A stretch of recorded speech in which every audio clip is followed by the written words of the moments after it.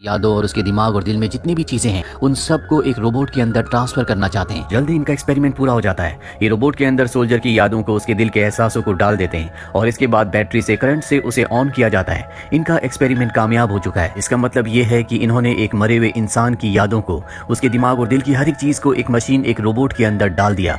और जब उस आर्मी ऑफिसर को पता चलता है कि असल में वो मारा जा चुका है और उसका शरीर रोबोट का है, तो ये देखकर वो शॉक्ड हो जाता है और अपने आप पर हमला करके अपने आप को खत्म कर देता है। और इस तरह से इनका एक्सपेरिमेंट कामयाब होने के बाद भी फेल हो जाता है। विलियम का बॉस उसे कहता है कि अगर जल्दी तुमने एक्सपेरिमेंट पूरा नहीं किया तो इस डिपार्टमेंट को हमेशा के लिए बंद कर दिया जाएगा।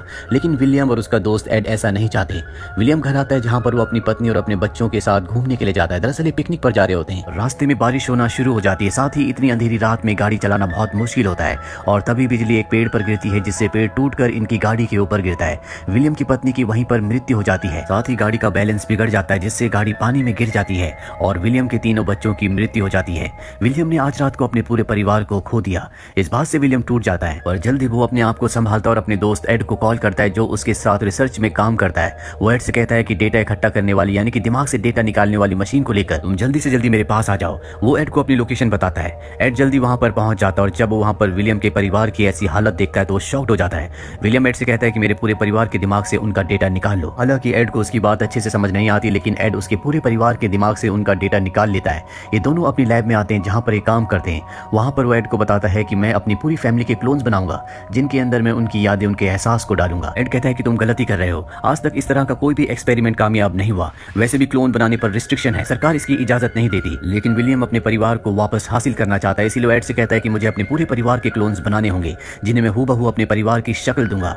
एड को उसकी बात माननी पड़ती है क्योंकि वो उसका अच्छा दोस्त है। दरअसल विलियम इस तरह के एक्सपेरिमेंट्स को पहले भी कर चुका है, लेकिन इंसानों के ऊपर नहीं बल्कि जानवरों के ऊपर। और इस तरह के क्लोन्स बनाने के लिए उसे 17 दिनों का वक्त चाहिए, जो वो यहाँ लैब में नहीं कर सकते। इसीलिए लैब की जरूरी मशीन लेकर अपने घर पहुंच जाता है, जहाँ सबसे पहले वो अपने पूरे परिवार के क्लोन्स बनाएगा, जिसमें 17 दिन लगेंगे। लेकिन इनके पास क्लोन्स बनाने की मात्र 3 मशीन्स होती हैं, जबकि इन्हें 4 क्लोन्स बनाने हैं क्योंकि 4 लोगों की मृत्यु हुई है। विलियम तय करता है कि वो अपने परिवार के एक सदस्य का क्लोन नहीं बनाएगा, इसीलिए वो सबके नाम एक एक कागज की चिट पर लिखता है और जिसका भी नाम निकलेगा उसका क्लोन नहीं बनेगा। उसकी सबसे छोटी बेटी सोफी का नाम निकलता है, जिससे वो सबसे ज्यादा प्यार करता था, यानी कि अब वो अपनी छोटी बेटी का क्लोन नहीं बना सकता। एड विलियम को बताता है कि अगर 17 दिनों के अंदर बीच में एक बार भी लाइट गई तो क्लोन बनने की प्रक्रिया रुक जाएगी, यानी कि इनका पूरा का पूरा एक्सपेरिमेंट खराब हो जाएगा। इसीलिए विलियम आसपास से बहुत सारी बैटरीज लाता है ताकि क्लोन बनने की प्रक्रिया बीच में ना रुके।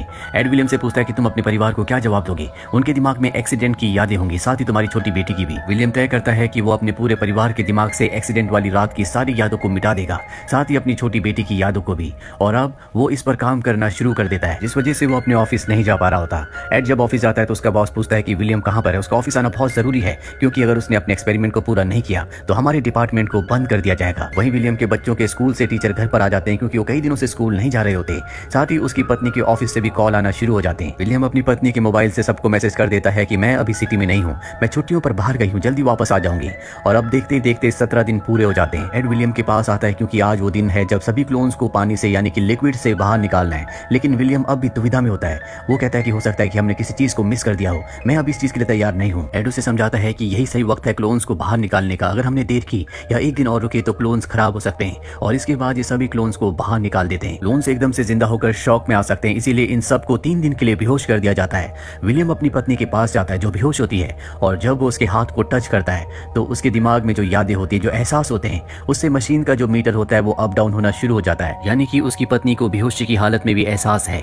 विलियम समझ जाता है कि क्यों रोबोट वाला एक्सपेरिमेंट पूरी तरह से उसका फेल हो गया था, क्योंकि जो इंसान का दिमाग होता है उसका तालमेल इंसान के शरीर के साथ भी होता है और रोबोट के पास जो जिस्म था वो इंसानी नहीं था बल्कि वो मेटल का था। इसीलिए होश में आने के बाद वो रोबोट यानी कि इंसान पूरी तरह से शॉक्ड हो जाता है, जिस बात को एक्सेप्ट नहीं कर पाता और उसका दिमाग पूरी तरह से आउट ऑफ कंट्रोल हो जाता है। विलियम को अब सोल्यूशन पूरी तरह से समझ में आ चुका है, कैसे वो एक इंसानी दिमाग को एक रोबोटिक बॉडी में पूरी तरह से सक्सेसफुली ट्रांसफर कर सकता है। इसके लिए बस उसे उस इंसानी दिमाग की यादों से निकालना होगा कि कभी उसके पास इंसानी जिस्म था, और ऐसा करने के बाद जब वो होश में आएगा तो रोबोटिक बॉडी देखकर उसे लगेगा कि ये उसी का जिस्म है और एक्सपेरिमेंट सक्सेसफुल हो जाएगा। यहाँ पर वो अपने पूरे परिवार के दिमाग से अपनी छोटी बेटी की यादों को और एक्सीडेंट वाली रात को पूरी तरह से डिलीट कर देता है। अब सबके सब होश में आ जाते हैं। विलियम को उसका परिवार वापस मिल चुका है। वो उसी तरह से बिहेव कर रहे होते हैं जैसे वो पहले किया करते थे। इस बात से विलियम बहुत खुश होता है क्योंकि उसने वो कर दिखाया जो वो करना चाहता था। साथ ही उसे उसका परिवार वापस मिल गया और अब विलियम को अपने डिपार्टमेंट को बचाने के लिए रोबोट वाले एक्सपेरिमेंट को पूरा करना होगा। इसीलिए वो तय करता है कि अब वो अपने दिमाग की रेप्लिका यानी कि अपने दिमाग की कॉपी बनाएगा, जिसे रोबोट के अंदर डालेगा ताकि उसका एक्सपेरिमेंट पूरा हो जाए और उनका डिपार्टमेंट बच जाए। वहीं विलियम की पत्नी को दिखाया जाता है जिसे अजीब अजीब से कभी कभी विजन्स आते हैं जो उसकी छोटी बेटी के बारे में होते हैं, जिससे कभी कभी वो डिस्टर्ब हो जाती है। लेकिन विलियम उसे बार बार कंसोल करता है, उसे समझाता है कि ऐसा कुछ भी नहीं है। वहीं एक रात को जब विलियम की बेटी सो रही होती है तो उसे सपना आता है जिसमें वो उस एक्सीडेंट को देखती है जो हुआ था और उसमें उसकी मॉम की मृत्यु हो जाती है। ये देखकर वो पूरी तरह से घबरा जाती है, उठ जाती है। विलियम वहां पर आता और अपनी बेटी को समझाता है कि ये सिर्फ एक बुरा ख्वाब था, तुम्हें दोबारा सो जाना चाहिए। और जब वो सो जाती है तो वो अपनी बेटी को नीचे ले जाता है। यहाँ पर वो अपनी बेटी के दिमाग को मशीन्स के साथ जोड़ता है। दरअसल वो देखना चाहता है कि कहीं उसकी बेटी के दिमाग में एक्सीडेंट वाली कोई याद रह तो नहीं गई। और जब वो ऐसा कर रहा होता है तभी वहां पर उसकी पत्नी भी आ जाती है। उसकी पत्नी सब देखकर हैरान होती है। उसे शक होता है कि विलियम ने कुछ न कुछ किया है जिस वजह से उसे उसकी बेटी को अजीब अजीब से ख्याल, अजीब अजीब से विजन्स आते हैं। हालांकि विलियम अपनी पत्नी को कुछ भी नहीं बताना चाहता, लेकिन उसके बार बार पूछने पर वो बता देता है कि कुछ वक्त पहले हमारी गाड़ी का एक्सीडेंट हो गया था जिसमें तुम्हारी और बच्चों की मृत्यु हो गई थी। इसके बाद मैंने तुम सबके क्लोन्स बनाए और अपने परिवार को वापस हासिल कर लिया। ये जानकर उसकी पत्नी को बहुत दुख होता है कि वो एक इंसान नहीं बल्कि एक क्लोन है, लेकिन वो इस बात से सेटिस्फाइड होती है कि उसके पास उसके बच्चे हैं। अगले दिन यहाँ पर विलियम का बॉस आता है और विलियम से कहता है कि मुझे पता है कि कुछ वक्त पहले तुम्हारी गाड़ी का एक्सीडेंट हुआ था जिसमें तुम्हारी पत्नी और बच्चे मारे गए थे। तुमने उनका क्लोन बनाया और अगर ये बात किसी को बाहर पता चली तो हमारी कंपनी के लिए ये बहुत बड़ा खतरा होगा। अगर तुम चाहते हो कि मैं तुम्हारे राज को राज रखूं तो तुम्हें मुझे उस डिवाइस को देना होगा जिससे तुम मेमोरीज को, यादों को कॉपी करके इंसान के दिमाग को क्लोन के दिमाग के अंदर डालते हो। विलियम उसकी धमकी से डर जाता है। वो कहता है कि ठीक है, मैं तुम्हें वो डिवाइस दे दूंगा, पर विलियम ऐसा नहीं करना चाहता, इसीलिए वो उसके ऊपर हमला करके उसे बेहोश कर देता है और डिवाइस को ओवन के अंदर डालकर जला देता है। इसके बाद वो अपने पूरे परिवार को लेकर गाड़ी से यहाँ से भागने लगता है, लेकिन उसके बॉस के साथ उसके लोग भी आए होते हैं जो विलियम को भागता हुआ देखकर उसका पीछा करना शुरू कर देते हैं। विलियम अपनी पत्नी और दोनों बच्चों को लेकर अपने दोस्त एड की बोट तक जाता है जिससे वो यहाँ से निकलना चाहता है, लेकिन तभी उसके बॉस के लोग वहां पर आ जाते हैं जो विलियम की पत्नी और उसके बच्चों को पकड़ लेते हैं। विलियम उस वक्त उनसे दूर होता है, इसीलिए विलियम बच जाता है, पर अब वो अपने पूरे परिवार को बचाना चाहता है। इसीलिए वो अपनी कंपनी में जाता है जहां पर उसके बॉस ने उसकी पत्नी, दोनों बच्चों को और साथ ही उसके दोस्त एड को पकड़ रखा होता है। एड ने डर से अपने बॉस को विलियम के बारे में सब कुछ बता दिया होता है। विलियम का बॉस विलियम को बताता है कि ये जो सारे एक्सपेरिमेंट्स थे ये मेडिकल पर्पस के लिए नहीं थे, बल्कि यूएस की गवर्नमेंट इसे फंड करती है क्योंकि वो यूएस आर्मी के लिए इस तरह के वेपन यानी कि इस तरह के खतरनाक सोल्जर्स बनाना चाहती है और अब तुम्हें वो डिवाइस मुझे दोबारा देना होगा। लेकिन विलियम ऐसा नहीं करना चाहता, इसीलिए वो उसके दोस्त को मार देता है। इसके बाद वो उसके परिवार को भी मारना चाहता है, लेकिन विलियम उसकी शर्त मानने से तैयार हो जाता है और उसके लिए वो डिवाइस बना देता है जिस डिवाइस से वो किसी की भी माइंड की यादों को कॉपी करके किसी दूसरी डिवाइस में या दूसरे रोबोट में या किसी दूसरे इंसान में डाल सकता है। और अब विलियम उस डिवाइस को बनाकर अपने बॉस को दे देता है, जिसके बाद भी उसका बॉस उसके परिवार को मारना चाहता है। पर इससे पहले कि वो ऐसा करता, यहाँ विलियम अपने उस रोबोट को बुला लेता है जिसके दिमाग में उसने अपने दिमाग की कॉपी डाली थी।